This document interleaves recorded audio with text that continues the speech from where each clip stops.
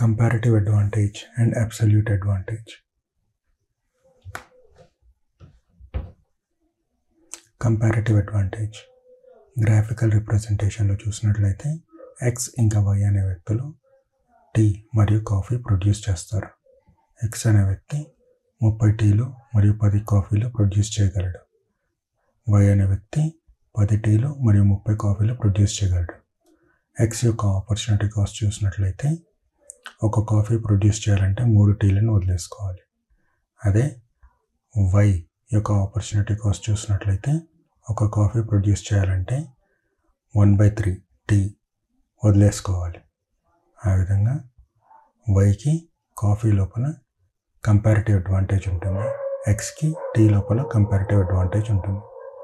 Absolute advantage అదేవిధంగా same example తీసుకున్నట్లయితే ఒకవేళ ఎక్స్ తన ప్రొడక్షన్ని పెంచినట్లయితే ఈసారి 40 టీస్ మరియు 40 కాఫీస్ ప్రొడ్యూస్ చేస్తున్నట్లయితే అతని ఆపర్చునిటీ కాస్ట్ వచ్చి ఒక కాఫీ చేయడానికి ఒక టీ వదిలేసుకోవాల్సి వస్తుంది.